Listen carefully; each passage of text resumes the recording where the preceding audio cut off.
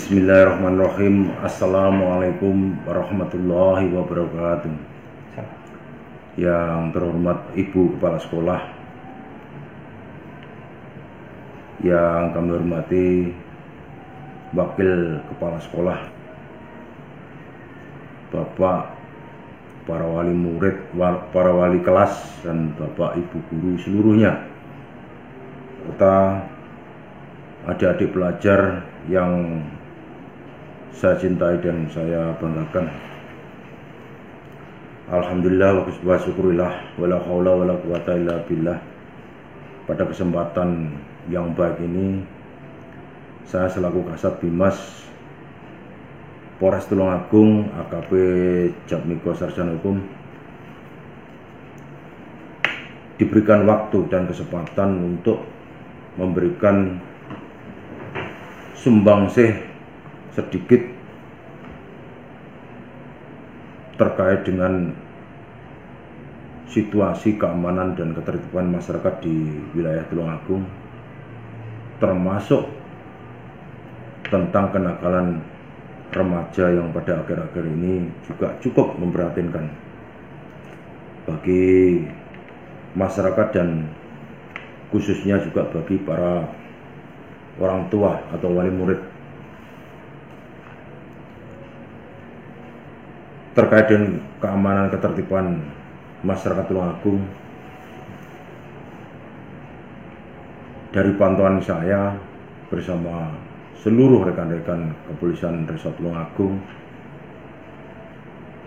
utamanya masalah kenakalan-kenakalan yang diawali dari kenakalan-kenakalan yang kecil yang sudah menjadikan satu kegiatan rutin, membudaya seolah-olah di kalangan para remaja pada saat-saat di luar jam-jam sekolah itu terutama, atau pada saat jam-jam sekolah yang dilakukan oleh para remaja atau pelajar, adik-adik pelajar seluruhnya yang suka-suka nongkrong-nongkrong di tempat-tempat seperti kafe, warung kopi,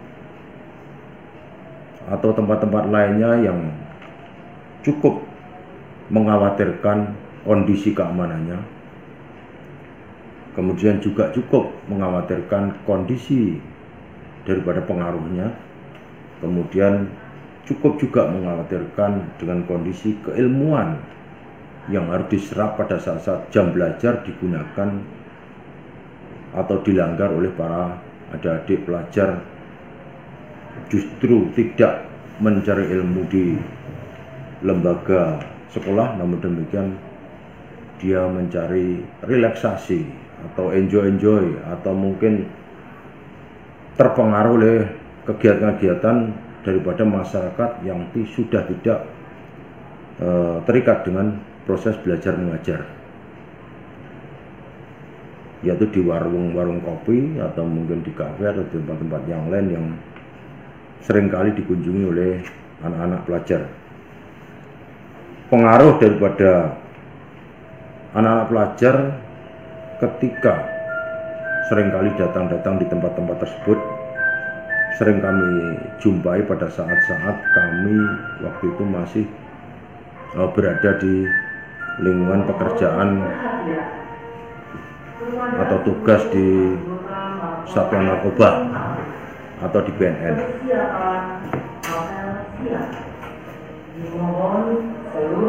Oleh karena itu saya himbau pada adik-adik seluruhnya untuk mendengar himbauan saya, arahan saya, kewajiban saya selaku Kasat Bimas Polres Tulungagung untuk mau peduli pada adik-adik. Sumbangsih ini tolong tidak disia-siakan atau tidak diabaikan. Yang pertama adalah jadilah bagian daripada pelopor disiplin, yang terutama disiplin sendiri, kemudian dilanjutkan dengan disiplin secara berkelompok. Ajak mereka, teman-teman adik-adik yang belum bisa mendisiplinkan dirinya sendiri, terutama pada saat-saat sekarang adalah gencar-gencarnya pandemi COVID-19.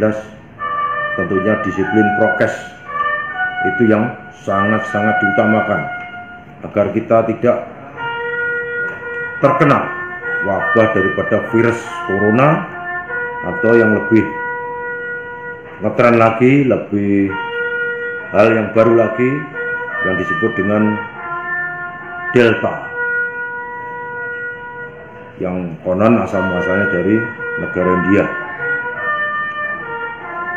Itu yang pertama. Kemudian yang kedua, jadilah pelopor generasi penerus bangsa, walaupun usia masih remaja, tapi sejak dini, sejak sekarang, adik-adik sudah bisa melatih diri, mengisi kegiatannya sendiri dengan kegiatan yang sangat-sangat positif, sangat-sangat bermanfaat bagi dirinya sendiri, orang tua, sekolah, atau lingkungannya, atau mungkin orang lain.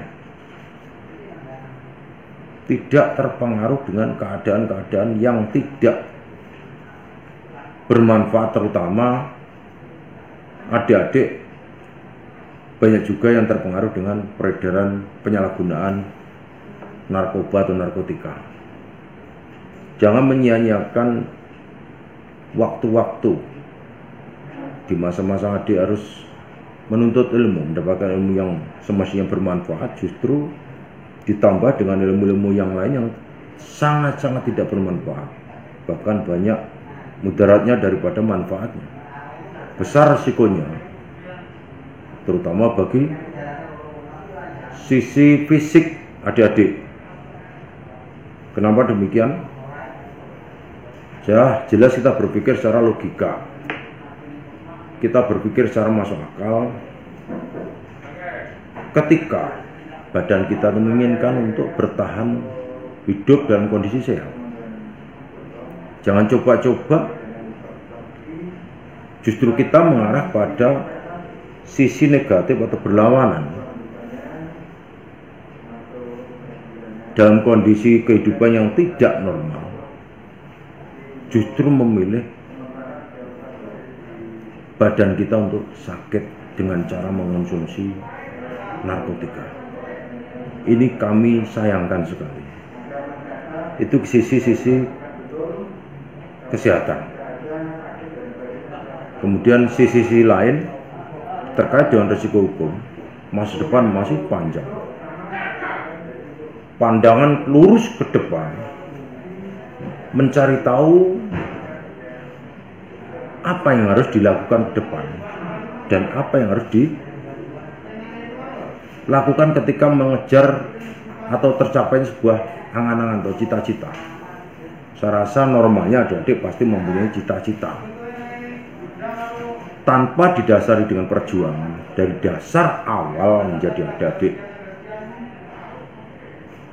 Mulai dari tingkat pelajar, sekarang sudah kelas 11 naik ke 12 dan seterusnya dan seterusnya.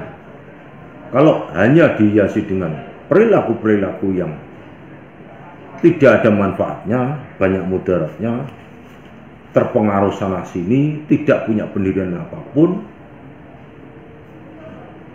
sudah barang tentu jangan harap kalau nanti perjalanan kalian akan berhenti di tengah jalan.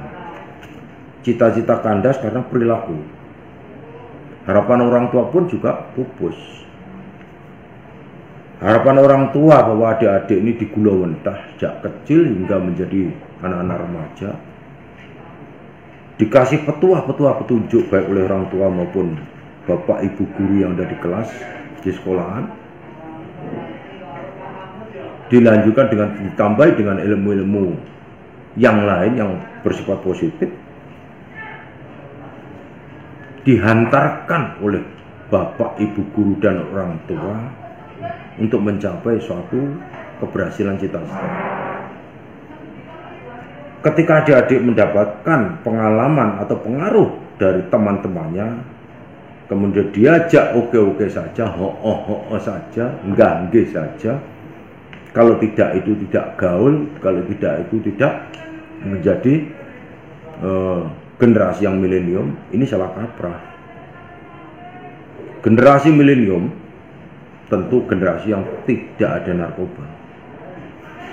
Generasi milenium bukan berarti identik dengan narkotika. Generasi milenium bukan berarti juga generasi yang tanpa adanya kontrol aturan hukum. Ingat itu. Di mata kita bahwa kita salah langkah. Kita seringkali melakukan pelanggaran hukum yang tidak pernah tersentuh oleh hukum. Bukan berarti hukum tidak berjalan. Bukan berarti hukum tidak ada. Bukan berarti Pak Polisi selaku para penegak hukum tidak tahu. Suatu ketika nanti pada saatnya akan tahu. Suatu ketika nanti juga akan terjerat oleh hukum. Hanya kita menunggu waktu. Silakan pilih mana yang berisiko dengan hukum dan mana yang tidak berisiko dengan hukum. Tentunya kehidupan ada hitam dan putih. Anda masuk jaringan hitam sudah belum tentu Anda berpikir 1000 kali lipat kalau Anda normal. Tanya sana tanya sini, kalau saya demikian bagaimana? Apakah saya salah? Apakah saya melanggar hukum?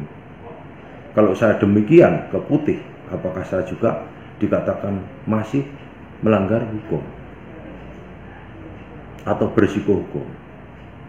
Tolong dicamkan benar-benar. Banyak contoh-contoh yang terjadi.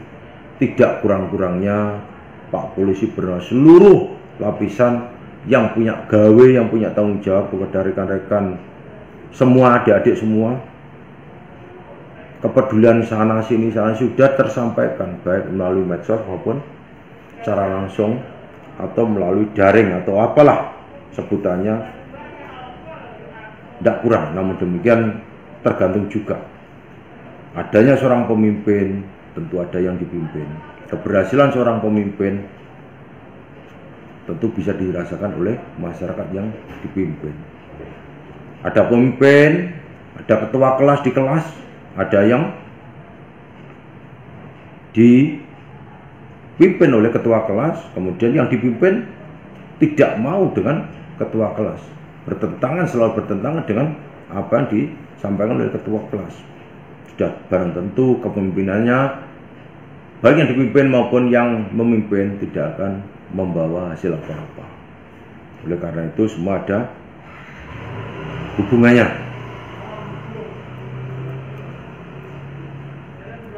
Kemudian resiko hukum.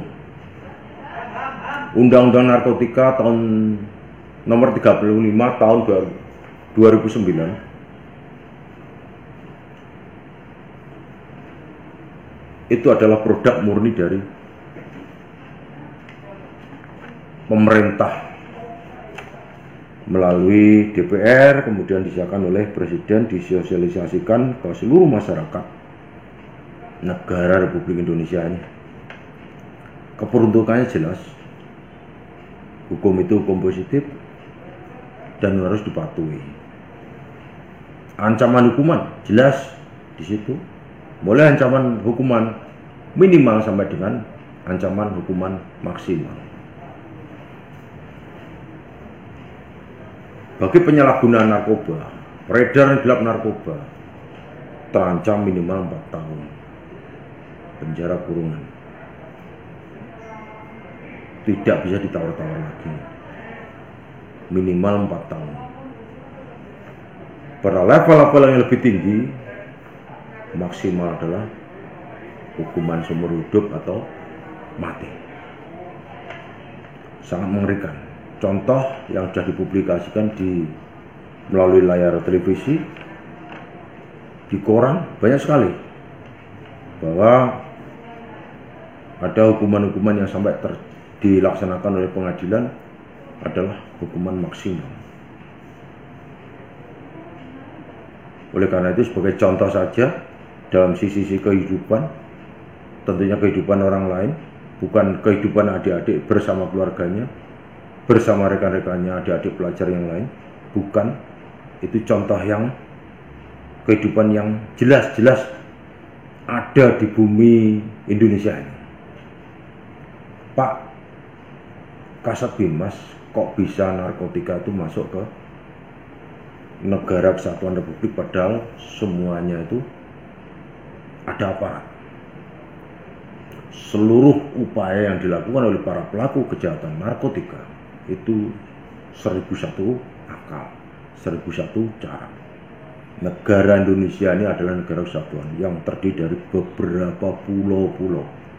Banyak jalur-jalur tikus, pelabuhan tikus yang bisa dilalui oleh mereka-mereka yang punya niat dan kesempatan menyelundupkan, memasukkan barang haram tersebut. Namun juga itu tidak sedikit bahwa mereka-mereka yang melakukan kegiatan penyelundupan, memasukkan barang haram berupa narkotika ke wilayah Indonesia itu tertangkap. Banyak contoh yang terjadi, baik di Riau, di Bangka Belitung, kemudian di Medan, kemudian di Batam, di perbatasan Kalimantan dan Malaysia, dan seterusnya, termasuk juga perbatasan Sulawesi. Itu diantaranya cara-cara mereka. Kenapa demikian? Karena di Indonesia dianggap menjadi surga bagi para pelaku kejahatan narkotika. Tingginya angka demand. Jadi mereka berpesan, butuh mereka itu. Nah, rupiahnya jelas. Nah, ini resikonya tidak pernah dipikirkan. Resiko mulai dari gagalnya cara berpikir, pedot istilahnya, syaratnya sudah hancur, sampai dengan tingkat kematian. Kematian karena dirinya sendiri, dan kematian karena tindakan hukum oleh aparat penegak hukum. Itu jelas, baik risiko ancaman hukuman, risiko fisik, cara berpengaruhnya. Awal-awalnya kita dikasih, kemudian dikasih lagi, sampai berulang kali mungkin dikasih, kurang berpengaruh dikasih lagi. Mulai Anda berpikir seolah-olah bahwa orang yang ngasih adalah perbuatannya baik, diacungi jempol. Padahal orang yang ngasih itu menghancurkan nilai-nilai sisi-sisi kehidupan panjenengan lambat atau cepat. Kemudian setelah Anda mulai ketergantungan obat atau ketergantungan narkotika, Anda akan mencari barang tersebut ada di mana. Selanjutnya Anda menanyakan kepada rekan Anda yang ngasih. Pada awal-awalnya Anda tidak akan dikasih lagi. Kenapa demikian? Anda harus mengeluarkan duit untuk membeli atau mengganti. Nilainya bukan sedikit. Nilainya bisa 200, 300 sampai dengan puluhan juta, bahkan sampai omset triliun. Beberapa waktu yang lalu sudah diungkap bahwa ada kemampuan Polda Jatim untuk mengungkap 1 ton lebih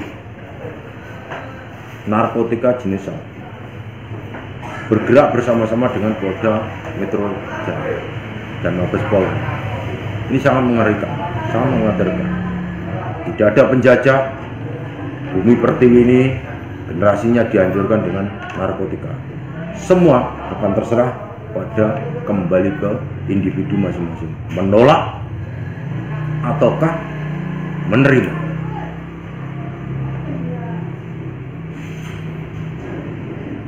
Itu yang bisa saya sampaikan, mudah-mudahan bermanfaat. Tentu kurang lebihnya saya mohon maaf. Saya akhiri, wassalamualaikum warahmatullahi wabarakatuh.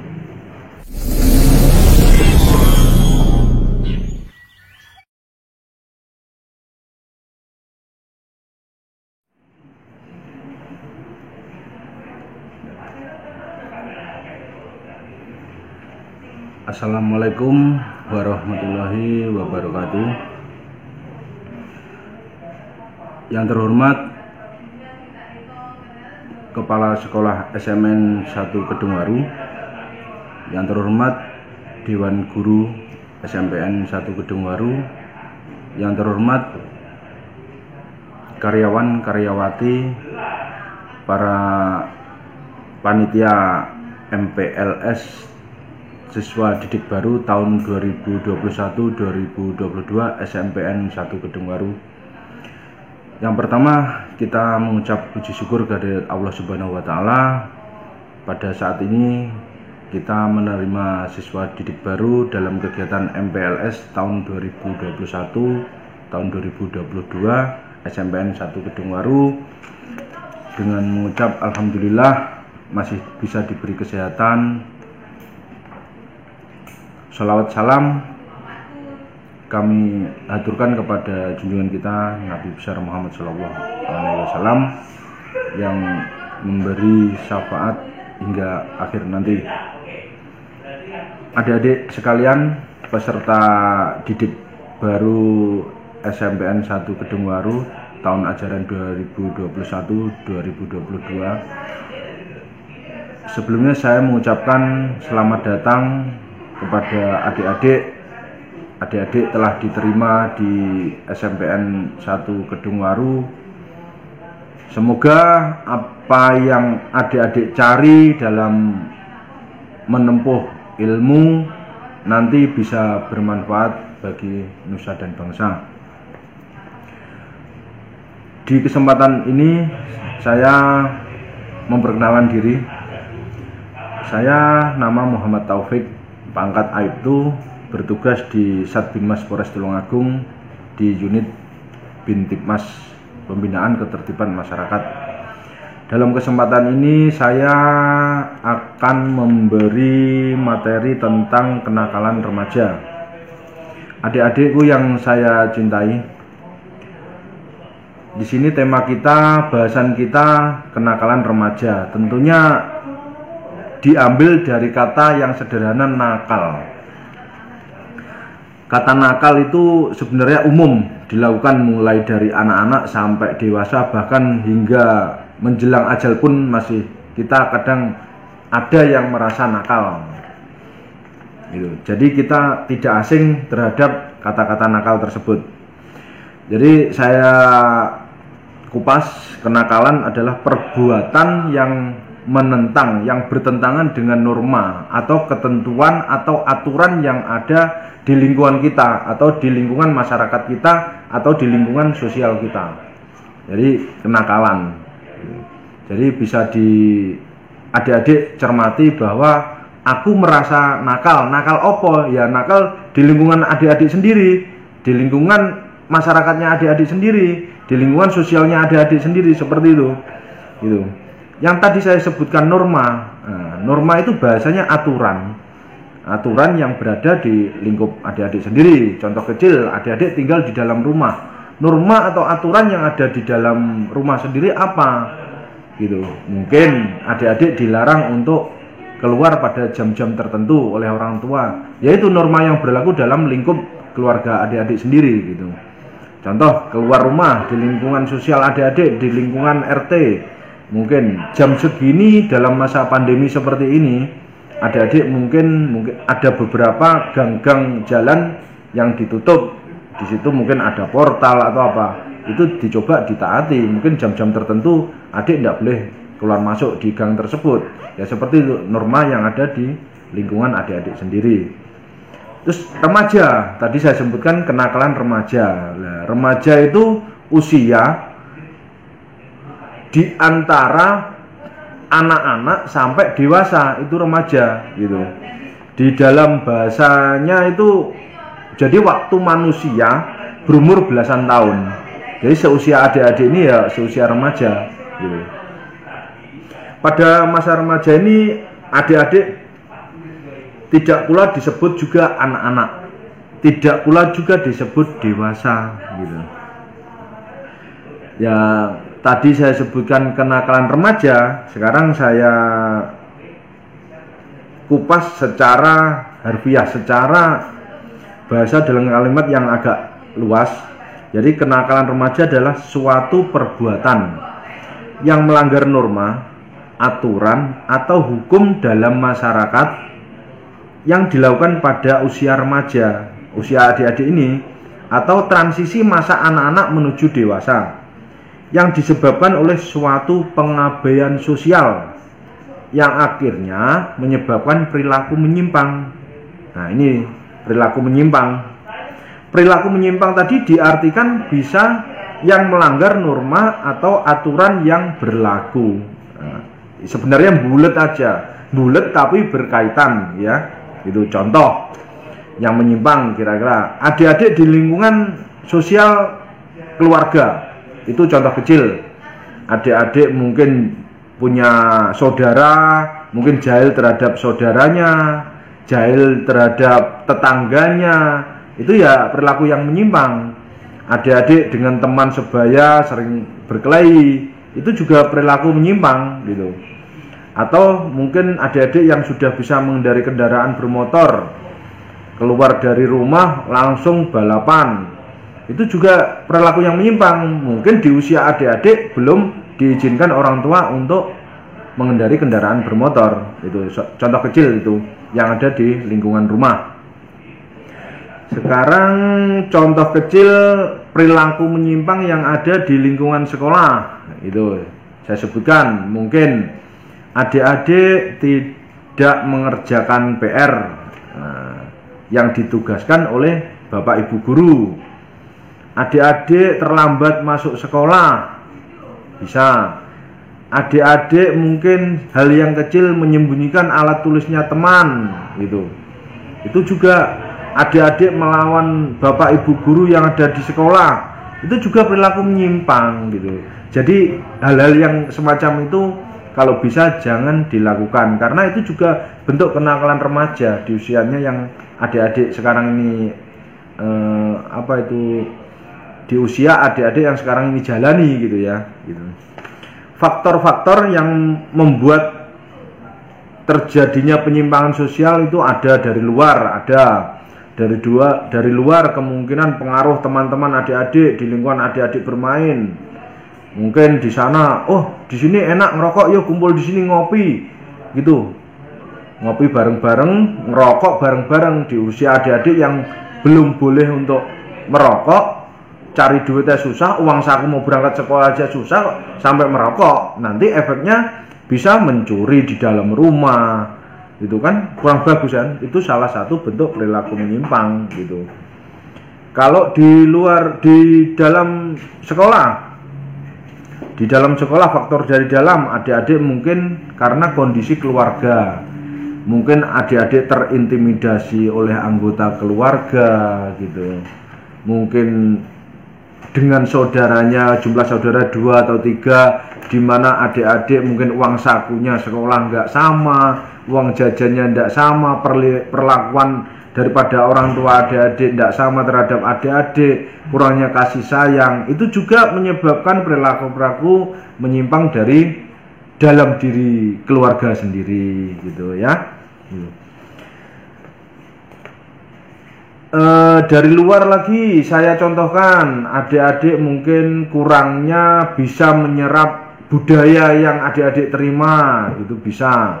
Mungkin adik-adik punya pendirian, wah ini saat ini zamannya HP masuk sini ternyata HP itu merusak mental seperti ini. Itu juga tidak bisa menerima budaya-budaya, padahal itu juga kemajuan teknologi yang membuat positif kalau kita bisa mensikapinya gitu ya. Mungkin adik-adik membaca bacaan-bacaan yang merusak mental-mental adik, sehingga membuat adik-adik melakukan perilaku-perilaku perbuatan yang menyimpang. Kondisi jiwa yang kosong, adik-adik jangan suka melamun ya, isi hati dengan iman gitu. Yang muslim dengan iman, insya Allah agama apapun mengajarkan keimanan ya. Isi hati dengan iman, jangan sampai pikiran kosong, nanti akan membuat perilaku-perilaku menyimpang dari luar diri adik-adik sendiri ya. Bergaul juga yang baik, insya Allah kalau kita bergaul yang baik, kita mendapatkan teman yang baik, perbuatan kita akan selalu baik ke depan gitu. Contoh perilaku menyimpang, mungkin penyalahgunaan narkoba, hal yang kecil merokok, terus kekerasan dalam rumah tangga yang seperti saya contohkan, mungkin jahil dengan saudara, akhirnya saling pukul yang menyebabkan luka, itu juga dalam bentuk kekerasan dalam rumah tangga ya adik-adik. terus ikut mabuk-mabukan, ketemu teman, diajari ini loh jajalan, cobanan, ini minum tidak memabukkan, ternyata itu minuman keras. Dihilangkan ya, jangan dilakukan itu. Dengan usia yang adik-adik yang masih labil, adik-adik mungkin punya rasa biraut terhadap teman wanita, terhadap lawan jenis, yang akhirnya membuat pelecehan seksual. Jangan dilakukan ya, diempet, kalau bisa puasa ya. Mencuri itu juga nggak boleh, berkelahi, tawuran juga nggak boleh ya. Kalau di sekolah, bentuk penyimpangan sekolah apa? Bolos sekolah, itu mencontek saat pelaksanaan ujian ya, melakukan tindakan bully. Kok temani seperti ini dibully, entah lewat omongan, ucapan, entah lewat chatting, bisa itu tidak diperbolehkan. Dari bully kadang-kadang kita membuat berita yang tidak benar, kita membuat berita hoax, yang sekarang bilangnya ngetren hoax, itu juga tidak boleh adik-adik ya. Itu juga bentuk perilaku menyimpang. Datang terlambat ke sekolah tidak boleh, karena apa? Melanggar norma dan aturan yang ada di sekolah gitu. Mengerjakan PR, tidak mengerjakan PR itu juga bentuk perilaku penyimpangan, dan tugas-tugas yang diberikan oleh guru itu harus dikerjakan. Karena apa? Kalau adik-adik tidak melaksanakan tugas yang diberikan oleh bapak ibu guru, adik-adik contoh kecil dari suatu penyimpangan. Nah, upaya-upaya ini semua untuk mengatasi penyimpangan-penyimpangan ini, ya ini dari banyak sektor yang memang harus berupaya berkesinambungan agar kita memiliki siswa-siswi anak didik yang memang ke depan lebih baik. Jadi ini juga saya sampaikan pesan dari pihak guru. Jadi kita sama-sama melakukan penanaman moral, penanaman nilai-nilai moral terhadap siswa-siswi anak didik kita nantinya gitu. Adanya peraturan-peraturan yang konsisten, jangan berubah-ubah gitu. Terus adanya penyuluhan-penyuluhan kepribadian yang teguh dan kuat terhadap siswa-siswi anak didik kita ya. Mengadakan sosialisasi, barangkali ada aturan atau kegiatan-kegiatan lain yang positif, segera disosialisasikan kepada anak didik kita untuk mengurangi atau mengatasi penyimpangan-penyimpangan. Kalaupun yang sudah terjadi bisa membuat rehabilitasi. Di sini peran guru BP, insya Allah seperti itu. Di masa pandemi ini saya berpesan kepada adik-adik semua, tetap taati protokol kesehatan, jaga kesehatan adik-adik. Walaupun pembelajaran saat ini mengikuti aturan pemerintah, belum bisa tatap muka, adik-adik tetap bisa mematuhi protokol kesehatan. Saya pesan lagi, tetap patuh kepada Bapak Ibu guru di mana adik-adik menimba ilmu, terkhusus di SMPN 1 Kedungwaru. Semoga ke depan adik-adik semua bisa lulus, bisa menimba ilmu dengan baik, dan ilmu-ilmu yang adik dapatkan dari Bapak Ibu guru sekalian di SMPN 1 Kedungwaru bisa berguna bagi nusa dan bangsa. Demikian dari saya sekelumit materi tentang kenakalan remaja sebagai gambaran adik-adik nanti dalam bekal mengarungi, menimba ilmu di SMPN 1 Kedungwaru ini hingga lulus. Semoga ke depan sangat berguna sekali. Dipinginlah apabila ada kata-kata saya yang kurang pas, kurang berkenan di hati adik-adik dan Bapak Ibu guru sekalian, kami mohon maaf. Wabillahi taufiq wal hidayah. Wassalamualaikum warahmatullahi wabarakatuh.